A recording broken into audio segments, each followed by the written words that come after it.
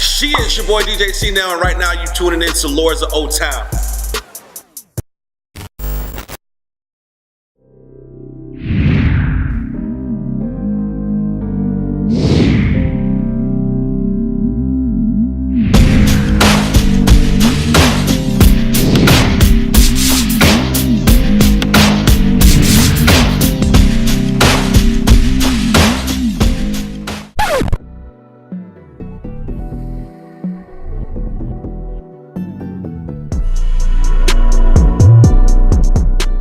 I started producing when my dad got me a Yamaha piano.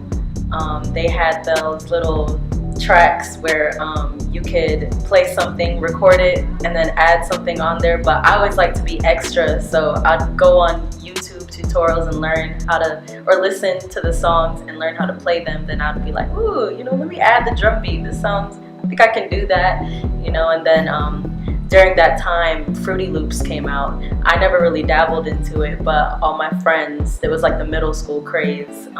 And then my dad got a Mac, and so I was on GarageBand, and I started dabbling with that. And then when he saw, he was just like, you know what, you can actually do something with that. He got me Logic Express, which is another producing program. It's like the upgraded version of GarageBand.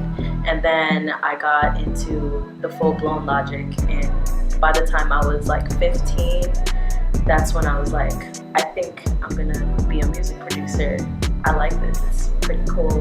And yeah, I didn't officially start calling myself a music producer until I was 17. I think I was a junior in high school, and there was this program called Grammy Camp, and that was when, if you wanted to know more about the music industry and what it involved and how to get into there, you would audition, and they'd either fly you out to New York, Los Angeles, or Nashville, and you'd spend a week and they'll teach you like workshops. So when I got accepted, like I got the biggest Charlie horse because it was in the morning. I opened my mail and they're just like, oh, you made it. So after that experience, I wouldn't trade it for the world, and that's when I really officially called myself a music producer. Still finding my ways in and out, and yeah. I got into music production basically, you know, I started off as a kid, and like I said, I kind of grew up in it, around it. I lived in the studio all my life, so it just became a part of me. And I watched my dad produce for others, and I kind of aspired to be like him one day, and so I jumped into it. My day-to-day production, I like to produce with the artist in the room, or have a discussion of what they would like. Usually they would send me lyrics and a snippet, and then like a reference of what they hear in their head, and then I'd do my study, try and find something that's somewhat similar, and then I would put my own flair on it. I would start off with a melody, get the chords down. If they like it, try and see the tempo, if it's upbeat, if it's slow, then put the drums on it and every other extra instrument that they hear. I like to ask them, I'm just like, what is the lead instrument that you hear in this? And then they're like, I want saxophone, or I want guitar, or I just want keys and some bass, and you know, we go from there. And then I'll probably have a couple samples of different versions before we pick something, and it's all about the vibe, you know. If we don't feel it within the first 15 minutes, we scratch it and keep going. So within about, I'll give a time frame of 4 hours, we should have something that's worth sitting on, worth working for.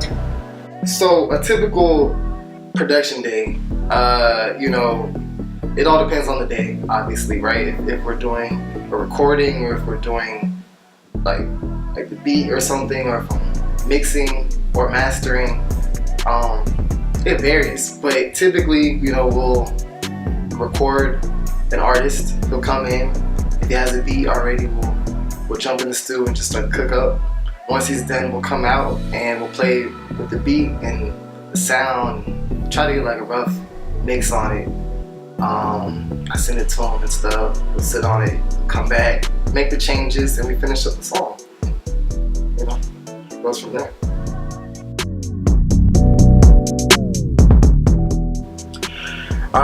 think streaming is a big deal. I think that that's literally going to take over the industry. So I think streaming is it. Licensing is like 1% of this multi-billion-dollar industry.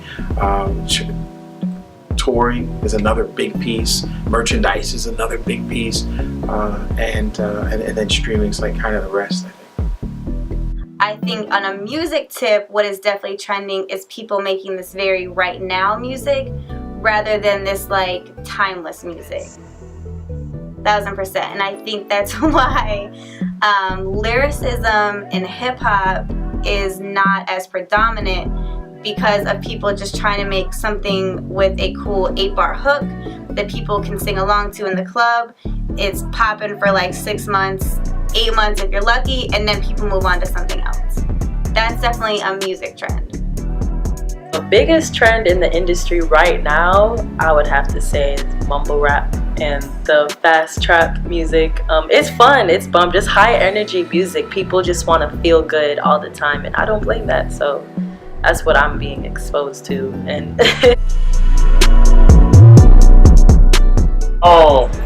it could be like yes and no. Yes, as in talent for talent, yes, and no, only because it's like it's not really a competition thing. You know what I mean? Like I really feel people try to compare. Like it's not competition. I mean, Atlanta and New York, LA, like how long have they city been up and running? Orlando only been around for a city age-wise, it's not that long. I mean, Atlanta, they've been there like maybe slavery days type of stuff. You know what I mean? So they have a far head start. I mean, they have more corporations and stuff like that actually pushing music. In Orlando, you don't have corporations pushing music like that. So that has a big difference to things. So what I would say as far as business in Orlando and how it differs from like, you know, Atlanta or Vegas or et cetera, is that like everybody has this like kind of image in their head that, you know, Orlando is very like all Disney and stuff like that, when in reality there's a lot of amazing talent that's actually out here in Orlando. So therefore, but the thing is that, you know, a lot of people are, as far as like the people who actually put artists or DJs on, et cetera, they're very locked into a very small group. So I can only speak for DJs, so therefore I'm only gonna tailor this question as far as, you know, or tailor this answer is only going towards DJs. But as far as DJs are concerned, there are a lot of great DJs out there, amazing DJs out there, but they're not necessarily DJing, you know, the hottest nights in Orlando, because, you know, a lot of, you know, promoters or whoever it may be doesn't necessarily want to give them that chance, because, you know, I don't know if it's because they're afraid that, you know, that because they don't know them, they don't really know what their resume is like, and they don't know, they don't want to tarnish whatever night there is. But in reality, in my personal opinion, this is just me, so if anybody listening to this interview gets upset, this is just my personal opinion, it's the same party everywhere you go a lot of times. So that's why it took me kind of a while to actually get into some of the hottest nightclubs, or to even get guest sets at some of the hottest nightclubs, because everybody's really tied into who they already know, and they don't necessarily want to give other individuals a chance, because I'm not sure if they're just like afraid they don't want to tarnish their night, because, you know, Orlando is Orlando. When you think of Orlando, you think of Disney World. You know, you don't necessarily think of like hot parties. When you think of Miami, you have a whole different aspect and perspective on, you know, how partying is, because when you think of Miami, you automatically think, oh my God, I'm gonna have an amazing time, you know. And the nightlife, when you think of Orlando, you say, oh, okay, I'm gonna have an amazing time at the amusement parks. See what I'm saying? So I think that's kind of where an issue is as far as business here in Orlando versus business in Miami, because Orlando can be another Miami, Orlando can be another Atlanta or Vegas, et cetera, but they really need to let the talent that's already out here, really need to give them a chance. You know, I think it's Atlanta, which is kind of like becoming, if not already, the film capital of the world, you know, at least for the United States. You can make more money there by accident than you probably could in Orlando on purpose, just because there's so many films being done. And the same thing with Los Angeles and New York. So your chances of networking with people who are involved in the industry is probably a little bit greater. But as far as the business itself, at the end of the day, a hit song's a hit song. And if they hear it out of Orlando, or they hear it out of Texas, or they hear it out of Dubai, if they want it, and they license it. I would say that the music business in Orlando is different than other cities because, I mean, there's the obvious that we're a smaller market. I would say that it's different in the way that you don't hear, we're not a Miami, Atlanta, New York, where you have this like deep-rooted like music culture. But there is a scene here, and there is a lot of artists that work really hard and that are really dope. And I just think that a lot of artists feel like they need to go to those other cities to get exposure and to get put on or get signed or like whatever they feel. But it's different in the sense of that the people here really do embrace each other. Like, I've never lived in a city that the other artists really enjoy working with other artists and collaborating and hopping on their shows. Like, in bigger cities like New York, like, you rock with like your crew and your people and your clique, and that's who you play with, who you go to the studio with, who you rock with. Like, in Orlando, I really feel like people do a great job of like connecting and being together. Something else that's different is, I mean, there's not one honed sound in Orlando. Like I said, it's not like you go to Atlanta and you're like, you think of like the Migos and you think of 2 Chainz, you think of like trap, southern hip hop. In Orlando, it's really this like melting pot of just different stuff. There's like a huge indie scene here. There's a underground hip hop scene. You know, it's a little bit of everything, and I think that's what makes Orlando different because there's not one sound. It's like there's a lot of artists that come up here that are here that are not like, I guess, like honed down to like one sound or like one style. I think that's different. I ain't gonna lie, I love it. It's growing. It's definitely growing. Seeing where it used to be at to now where it's like where it's going and like the direction, it's gonna be big. It's gonna be big. I really feel Orlando is that next market that's untapped, that's really gonna make a big splurge in the music world. So seeing it from the ground up and from the bottom, it's kind of exciting. Orlando's got a lot of talent. I'm so proud to be from here and represent because man, it's crazy how talented the people are here, and you know, we're up and coming, and we're small and we're close, and I can see some big things coming soon. The local music scene in Orlando, I feel, is thriving.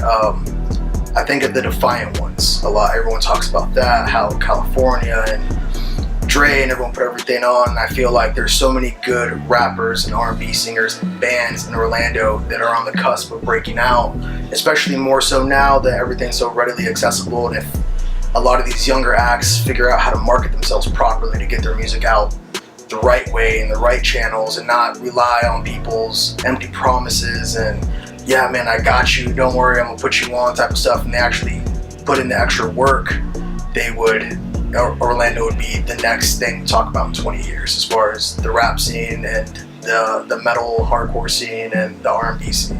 There's a lot of exceptional artists just in our neighborhood that I feel like needs to get more light on, needs to get more coverage on, because there's a lot coming up and everyone's going to jump on the bandwagon right when it's too late. In the Orlando music scene, artists to look out for, definitely Marcellus Juvon.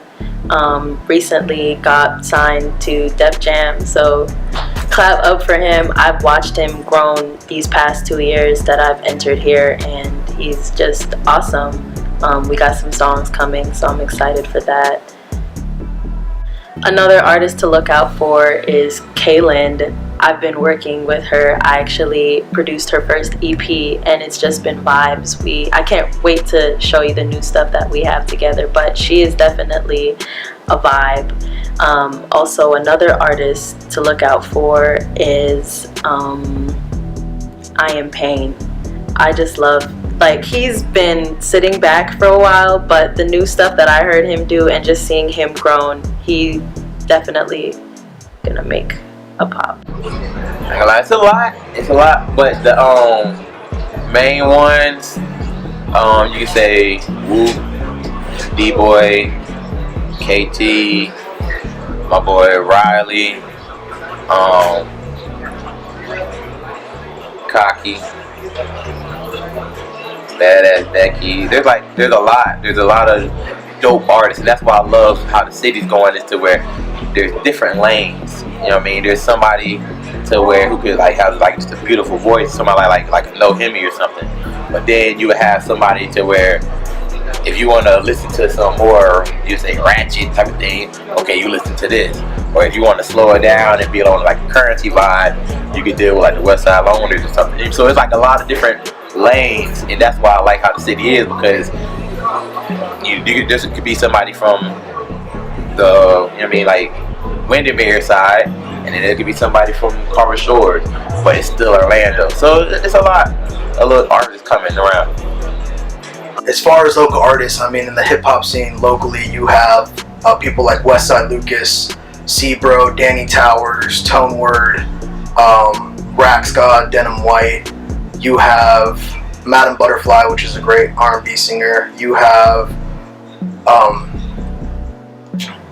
They Just Broke Up, but You Blew It was Tanner Jones is a really good singer as well.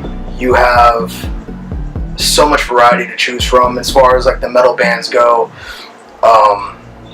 You have a lot of the locals from Tampa that come up here and play a lot. You have Into the Abyss, which is from Orlando. A lot of those guys work at Gringo's Logo. Really solid metal band.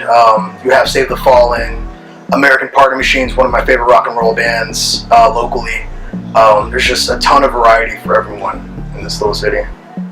Yep, so I want to give a shout out to all the talent in Orlando, especially Bro Lindsay, Q Alexander. These guys, I work with them, they're great singers, they're professional. AYAANA Nash, she's a producer, as well as a singer and a songwriter. Kaylin, she's amazing, I work with her as well, she's awesome.